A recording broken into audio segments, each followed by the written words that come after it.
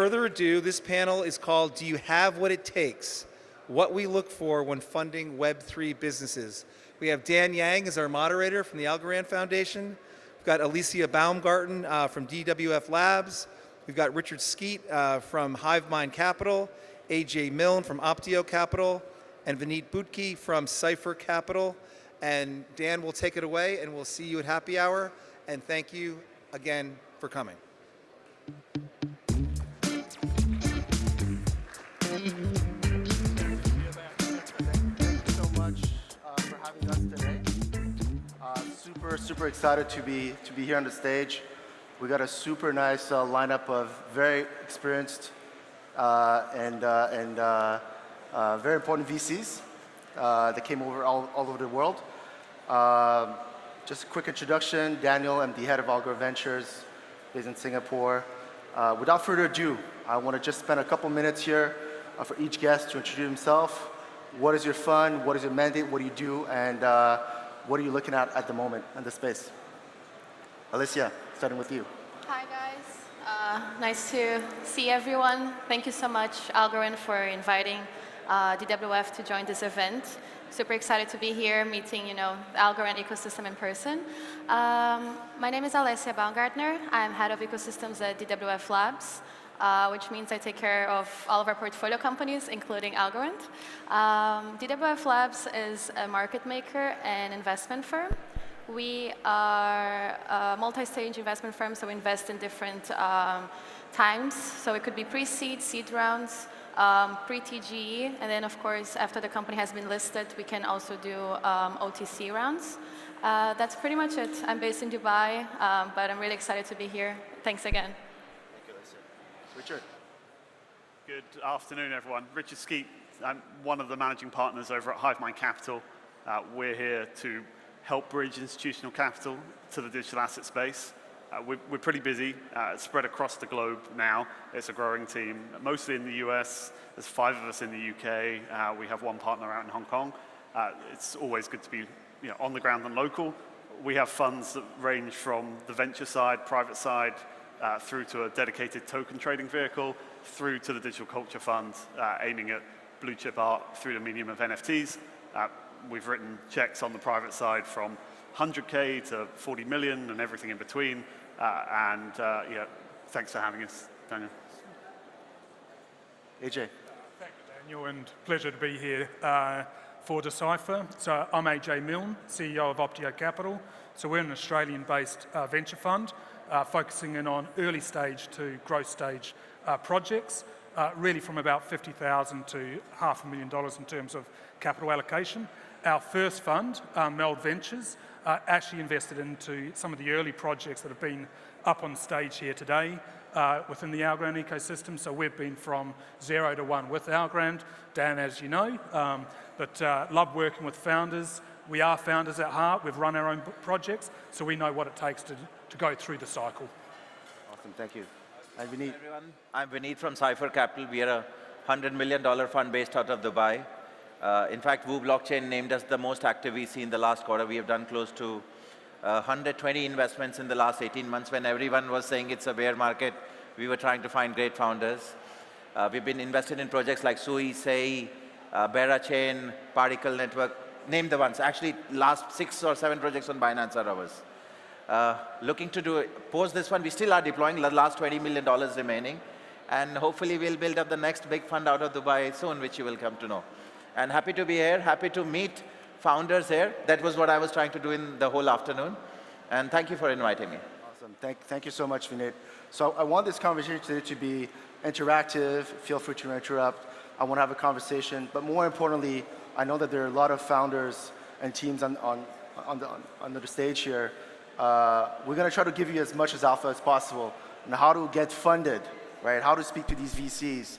And as you might know, many of the VCs here have an algo bag, and we'll get more VCs into the Algorand system as well. Let me start up with the first question.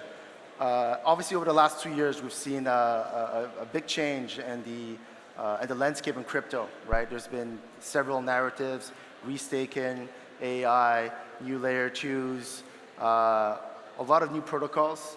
What do you guys think are the teams, what are the traits that some of the teams have at the moment that really impress you and can really make a difference in terms of being able to raise money successfully in this current landscape in 2024? You want to start, Alessia? Yeah? Yes, I'll start talking. Yeah, so there are different traits that a founder needs to have in order to succeed. One of them, I think, would be adaptability. It's so important to position yourself in a market like crypto, so volatile, trends coming up, new technologies. So it's really important to have adaptability, in my opinion. Another point that we also look into is technical expertise, depending on the type of project you're building, especially DeFi-related protocols, real-world asset. It's really important to, have the technical skills as well. Even if you're the CEO, it is really important to you to have the technical knowledge behind it in order to guide your CTO and the rest of your team. And I think resistance. It's been tough years right now in crypto, and I know it can be really, how can I say, annoying that the market is not there yet, and you need to have a strong mindset in order to keep building, because the reward will come shortly after, hopefully. Hopefully. I mean, but they should, right? They will. It's really important that the founder is ultimately gritty. It's hard to define, but they've got to get it done. Like, we live in a narrative-led attention economy. Prices go up, prices go down, but a clear, fundamental first principles viewpoint, that North Star of what they're doing, why does it need to exist? What are they coming to deliver? Like, that is often a little rare, if I'm honest. And finding people who have that dedication, knowing what they're going to solve. Lots of different ways to cut this, whether it's experience in the traditional world and they're bringing it into blockchain, whether it's great blockchain engineers who have met up with someone else and forging a new path for a new primitive in DeFi. There are different ways to cut it, but that first principle thinking is really important. Yeah, I think Alessia and Richard have given some really good points, and I agree with both of them on it.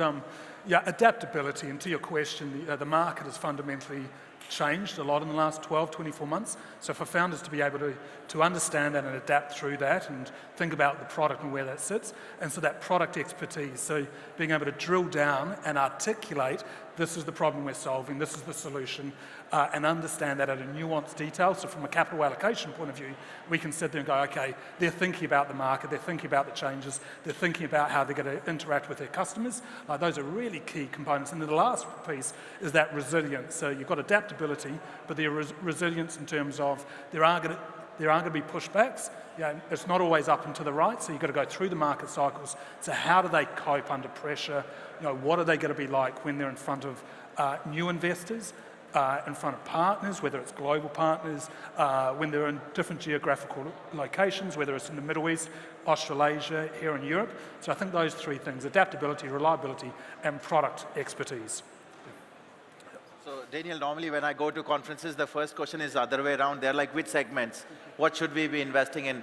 And I've always been telling people it's not about segments, it's about founders. Today we are one of the top 5 gaming investors in one of the surveys that was done. And we didn't invest in games last month. We've been investing in the last 2 years. One of my games, known as My Pet Hooligan, we met him at GDC. I met him on the line to get my pass. I invested at $30 million. It's at $1 billion right now on Coinbase. So the point is, it's never about segments, it's about founders. Because if founders, first of all, what capabilities? Capabilities is all about the capability to do it, the capacity to do it, and the perseverance to do it. If you want to go to the moon and you haven't even driven a bike, I'm pretty sure you're not going to go nowhere. So when you look at a founder from Sui who has built the blockchain in Facebook, he has the capability and the technical expertise to do it. When you talk about capacity, has he built projects? Has he built teams? That is second thing. I definitely want to build a $1 billion company and I'm just coming out of college. Maybe, the 1% of the population becomes Zuckerberg, but 99% have to have some capacity to do it. And finally, it's about perseverance. A lot of founders, as soon as the bull market comes, suddenly rooms are full with thousands of people. But the real founders are the ones who are in the bear market. I actually was at one of the events and one founder comes to me and says, just randomly, will you invest in me? I said, I didn't see you in the last 2 years, so unfortunately, you will have to do a lot of work. So have they actually been around for the last 2 years? So these are 3 things that I look at before investing.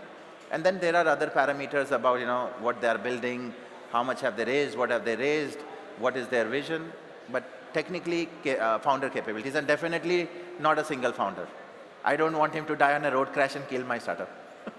I think you're right. And look, I think during a bull market, there's a lot more noise in terms of people wanting to build, right? So it's a nice mechanism to find good teams during a bear market at lower valuation on top of that.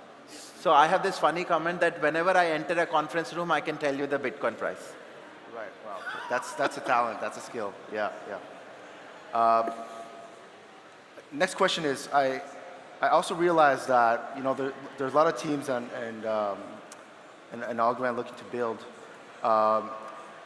Just very quickly, we'll do a little quick round here. I want to ask you guys to make people realize here how busy you guys are, right? How many pitch decks, how many pitches are you receiving on a weekly basis? Just give me a number. I want to just get a number. 50. Yes, Okay. around 50. I'm probably the low end. It's only 3 a day. 3 a day? Okay. Yeah. 3 a day. Yeah, I'm EJ? probably the same as Richard. Okay. About 3 to 5. You need? Normally, at any given time, the team is having a call every half an hour. Right. I used to do this earlier. I'm the laziest one, so I built up a team. They do everything, and I'm always at events. But you see them evaluating over 100 plus serious investments in a month and ending up doing 8 investments, 5 to 8 investments a month, yes. Right. So look, the minimum number here is like 20 decks, 20 pitches a week, right? And when you go into a VC with a better reputation, a very busy, higher AUM, everybody knows DWF Lab these days, like that's 50 a week, right? So these guys are very, very busy. How do you think a project can set first impression, right? When you speak with a team on the first call, or when you see a pitch deck, do you normally know within the first 2 minutes if you're going to throw in a check? Do you know that? Is first impression that important? Yeah. First impression can go wrong very quickly. Yes.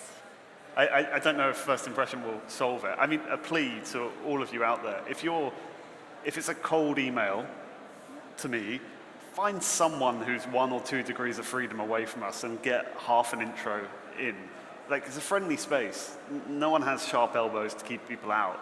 But I'm always wary of phishing attacks and things coming in. Like, that's the last thing I want. So, find someone to help you out. Don't just spam it in, because it might just get, unlucky people get unlucky, sadly. Just find that person. But yeah, I would say in 2 minutes, it can go wrong. Don't be overly bombastic. Like, we all know that you're here to change the world, and that's great. We support that. But let's get there together, right? Rather than putting it all up front and setting a tone that is hard to back up. I think another point is being respectful towards the investor's time. I've had a couple calls that the founder was late, and I don't think that's a great impression, especially for the first call. So yeah, I think first impression does matter. As you were saying, right? It does not mean that just because you had a great first impression, you will receive that investment. But it's a small space. People talk. And another point is that you may not receive an investment for this specific project, but you may launch a new one or you join another project. And then if you have a good relationship with this investor, you can pitch to them again. So yes, it's really important to maintain good relationships, especially with someone that you're asking money for. So yeah, I do believe first impression does matter. Does not mean that it will persist, but yeah. Short answer is yes. Longer answer is there's nuances through everything, as you know.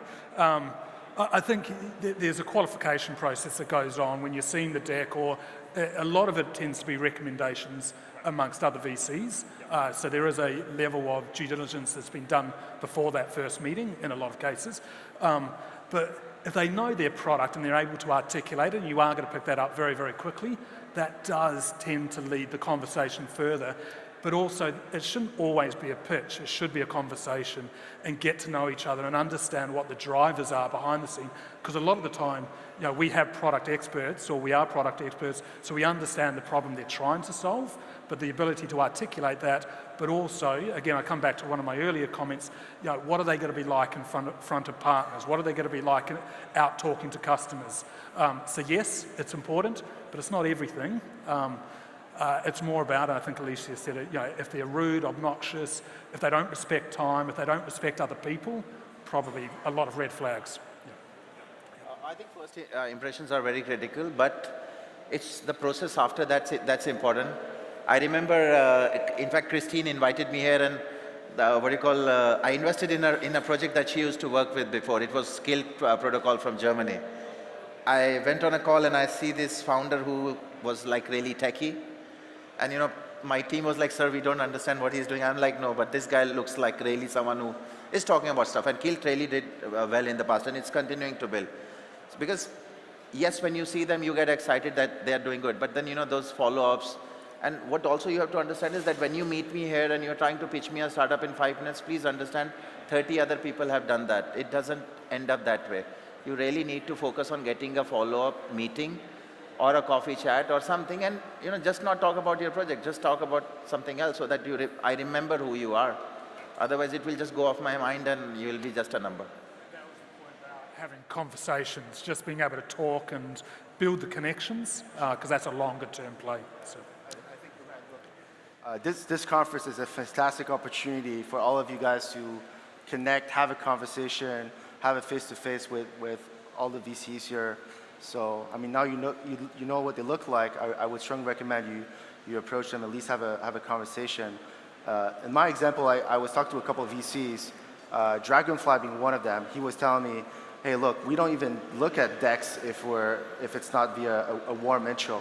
But I think what's also important is you got to think, okay, is the person that's going to introduce me like my project sufficiently? Because everyone has a finite amount of bullets for introduction as well, right? So you gotta be extra mindful when it comes to ask for these referrals, and you need to make sure that whoever sponsors you is, fully believe in your project, because they're putting their reputation on the line. So when it comes to fundraising, right? Just to help some of the teams here, what is something that you guys think is often overlooked by a team when they're fundraising? Is there something that they're neglecting that they shouldn't? Is there a common mistake? Any tip on that? Yes, it's just a second because I have seen many. Don't put false information in the deck. For example, I have received investment from this and this firm, or I have a confirmed exchange listing. Don't put this, because VCs, whenever they're doing their due diligence, they will check. And I would ask, for example, Decipher or you guys, hey, have you guys actually invested into this project? And if they say no, I'm like, okay, red flag. So yeah, don't put false information. If something is not confirmed yet, I would also not put. So those are the things, like major red flag. But a good deck, or what founders should do, is explain their solution in a simple way. Of course, you can go towards technicalities afterwards whenever you're doing more due diligence and the VCs ask for more specific details. But it's important to make sure that someone understands you in like less than 30 seconds or so what you're doing and what you're building, because if not, it becomes too overcomplicated. And as Vineet was saying, we hear pitches all the time, and then you end up even forgetting the details. So just try to have a short, simple answer, and it will stick around much better. I'll quickly jump in. As you know, Daniel, I'm a pretty simple man. A working MVP, key, just a working MVP. Being able to demonstrate the product in real time is super important. And also understand the audience that they're pitching to. So you have VCs at different stages of the curve that look at the business and the risk profile through a different lens. So an earlier VC is looking for different requirements, and they will allocate capital against that, versus a later stage. And obviously, as you go through that curve, you go from a proof of concept to an MVP to a working platform. But an MVP, critical, number one. Yeah. So I think the biggest thing that founders overlook is building personal relationships and keeping people informed. You know, they just see someone pitch the fund and then vanish for years. Meet people, build up relationship, meet up at coffees, meet up at events, keep people updated. I'm pretty sure I can do a raise of hands with VCs that in Web3 you never get an update mail from your founders. In Web2, the founder sends a monthly update that this is what I did, this is what I did. In Web3, less than 5% people do that. So basically, I even don't know whether they are dead or not. So I built up a portfolio manager who regularly calls up, and sometimes those guys don't even respond. Because the problem is, if I don't know whether you're alive or not alive, you know, how can I help? And they don't even reach out for help sometimes. So build relationships, keep everyone informed. VCs informed are VCs who are going to support you till the end. AJ, just to comment on what you said, I really like the MVP comment. Because I think even for a guy like me, if a team approaches me, not even with a deck, but with an MVP, shows me the demo, what it does, I'm a very visual person, that is actually a pretty decent way to raise money. You don't even need a deck at that point, right? So an MVP is very, very powerful. But if you have a deck, make sure the message is clear and concise enough. That comes back to what Alessia said. And the first 2-3 minutes, I need to capture the essence of your message. What is your product? What are you trying to achieve, right? We're all VC Web3 funds here. You know, there's no need to spend 3 pages on saying why Bitcoin is the greatest thing or why crypto is the future. We all know this. We're on the space, right? So be as concise as possible and try to convey your message as simple as possible for your audience. Yeah, Richard, you were going to say something? Or? Sure. I mean, it's a symbiosis of all these points, right? If you've written it in the deck, expect to be challenged on it.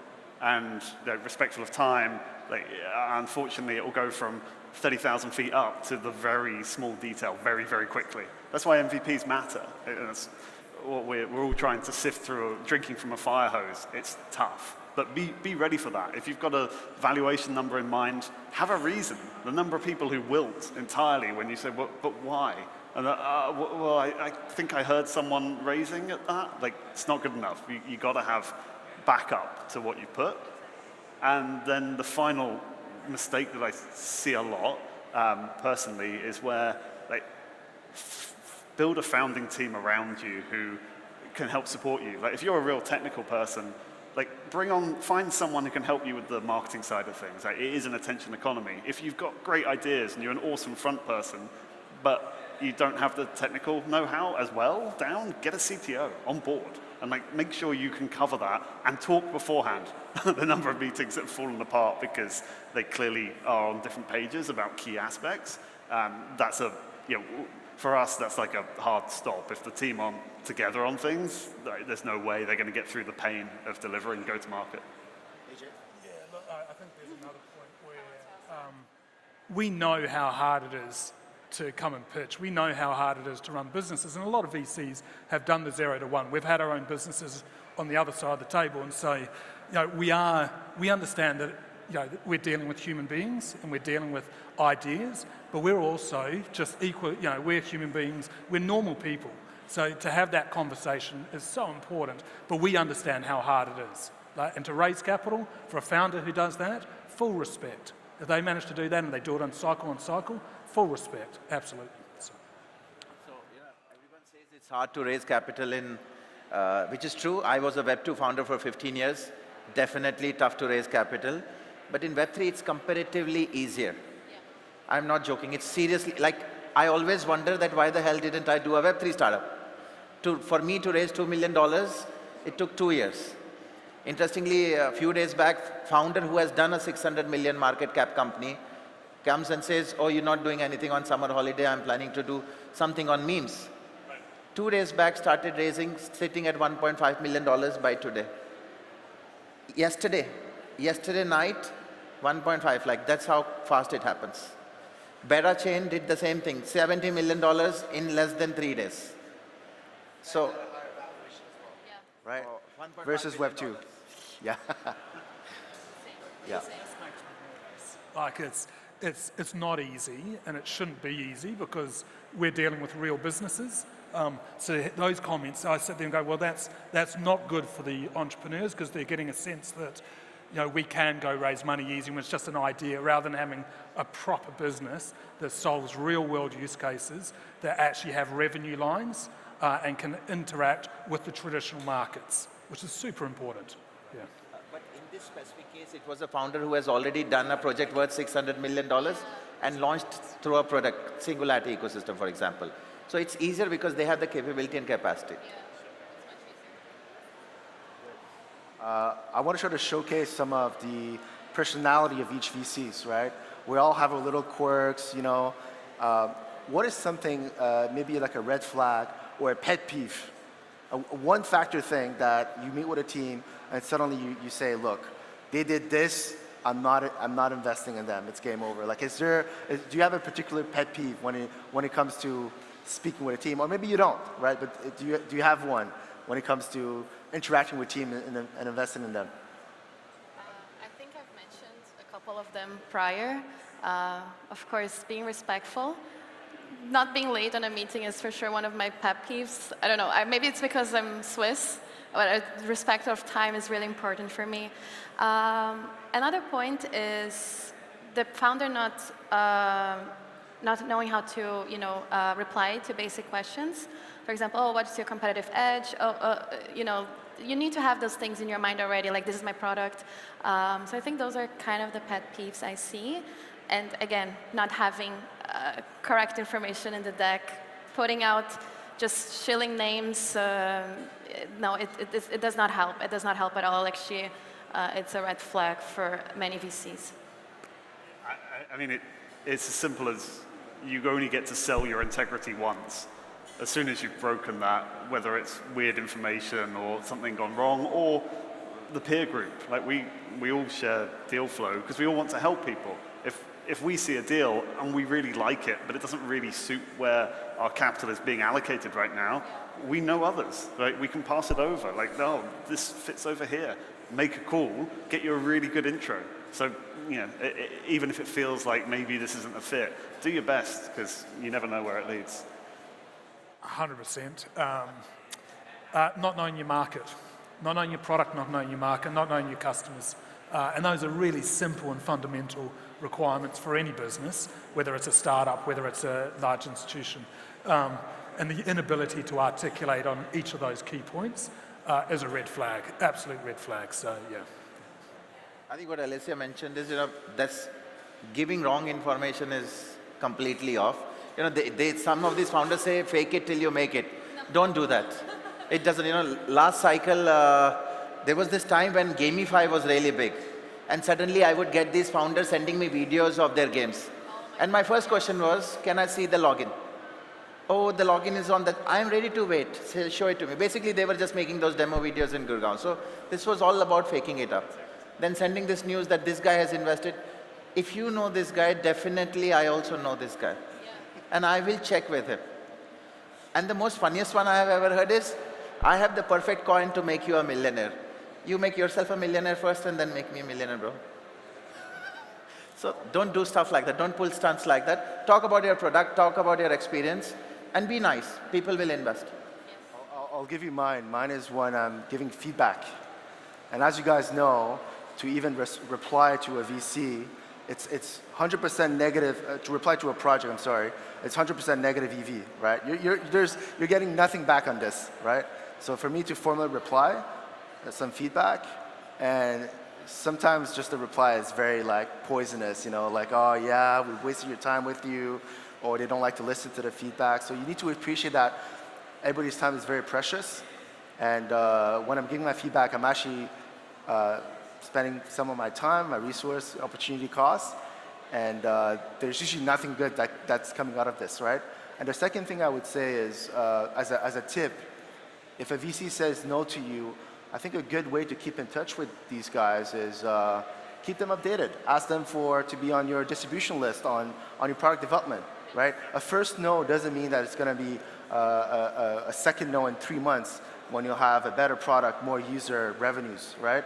So a really good trick of some of the teams that I've spoken to is the VC said no, they updated them on a regular basis. After 2-3 months, they saw the update, the VC reached out directly, and they were able to get funding. So keep in touch with these guys. The industry is very small, And I think that's a really good way to get goodwill and traction. And you have to have tough skin and thin skin. That's a great point, Vinny. You make it too. Like, it doesn't. Like, always remember the person on the other side of the email is doing so many other things. It doesn't take a lot to reach back out and keep people updated. And we're currently diligencing a deal that's entirely changed over the last 6 months. This space moves so quick. Like, one no doesn't mean permanent no, as long as you treat people like decent human beings. Yeah, exactly. Sometimes the VC could have just, passed on this opportunity just because of low traction. So keep in touch. There's no problem with it. The VC will not be like, oh my God, this guy's messed. No, just keep in touch. And then also, maybe you guys have been, maybe your product does not make sense now, but as we all know, crypto is constantly changing, trends are changing. It might be that your product is a fit in the future, or maybe the VC's fund strategy has changed as well, and then you could be a fit. So yeah, I always keep in touch. I'm going to ask you guys a last question.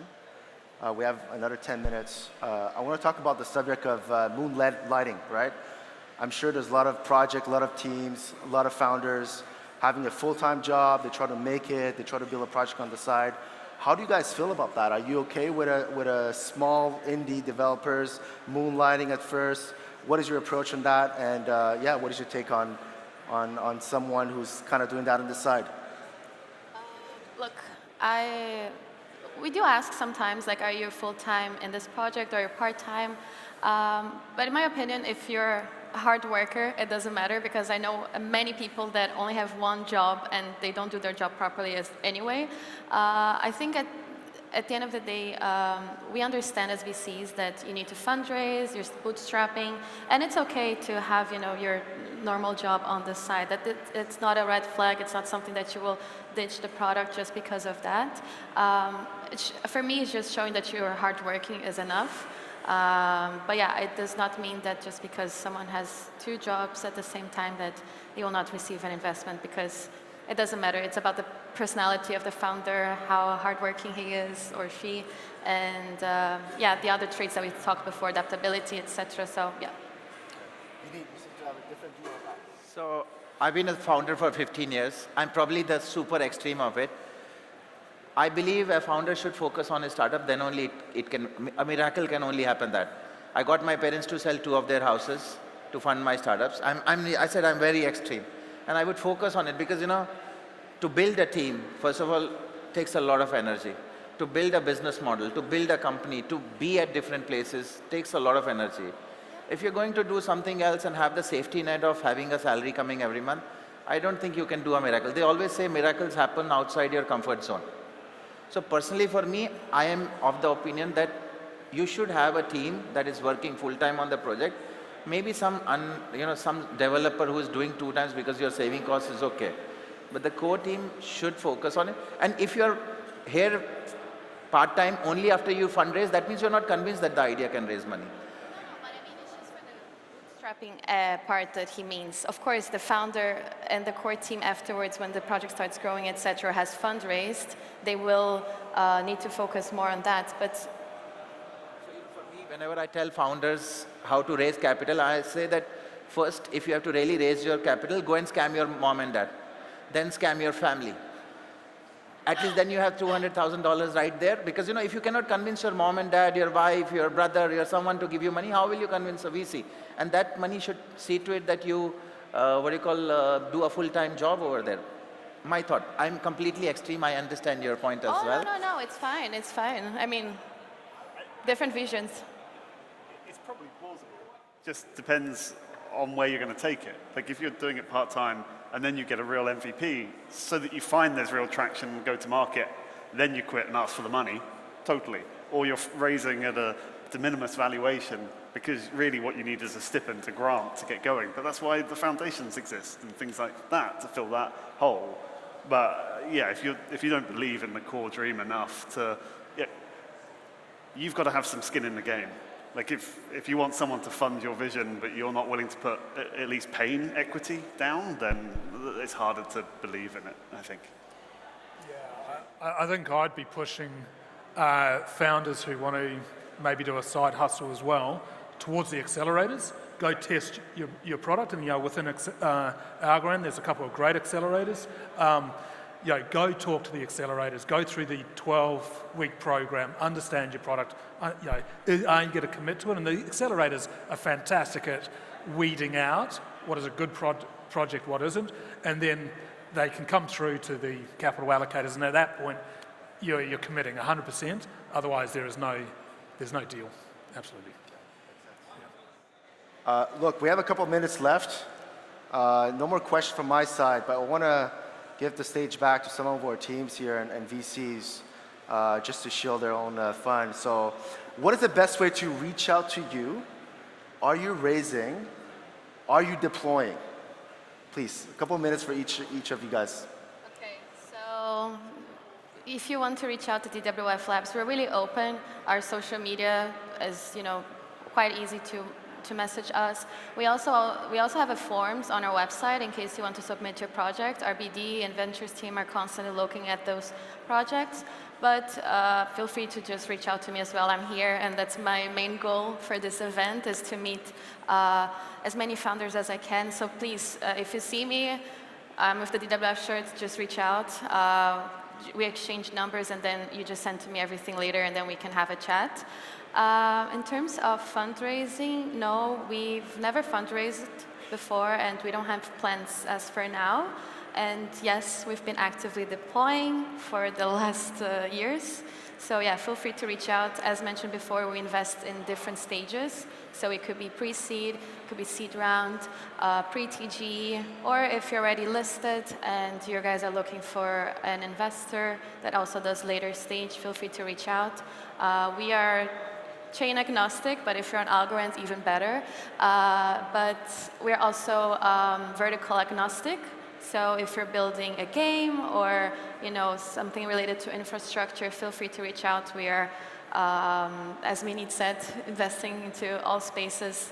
We don't discriminate type of projects. So yeah, feel free to reach out. I just want to highlight that Wallet, our own Para Wallet, is a portfolio company of DWF, so we're very proud of that. Yes. Thank you. Richard. Short version, feel free, grab me, reach me, LinkedIn, whatever, have a shot, but ideally find someone who's 1 degree of freedom. I see one over here. So, use those skills, move through that channel and that funnel, and we'll make sure you get to see the right people where it makes sense. And yes, we're actively deploying. We're pretty busy in all shapes and sizes, and we have capital to suit at the different stages to help projects out, and we have a number of projects on Algorand we've been involved in, and friends and family of the network. So keep it coming. I've been told that you're going to be a little bit more active moving forward on the VC side, and also interestingly, you guys launched a NFT fund, which I think is super, super cool. Yeah, that's a lot of fun. That's a personal favorite of mine. I'll bore anyone about digital art if they're interested, so come grab me. Thank you, Richard. AJ? Just the usual channels. So social media, come grab me, happy to talk. Tell me a story about yourself. I always find that more interesting. Let's start the conversation that way rather than straight into a pitch. We are raising capital on a new fund, which is pretty exciting for us. And part of the trip up to Europe is to talk to investors about that, which has been great. Do we deploy capital? Yes, we do. But we're waiting till the next fund is complete, but always interested to build a relationship with the teams.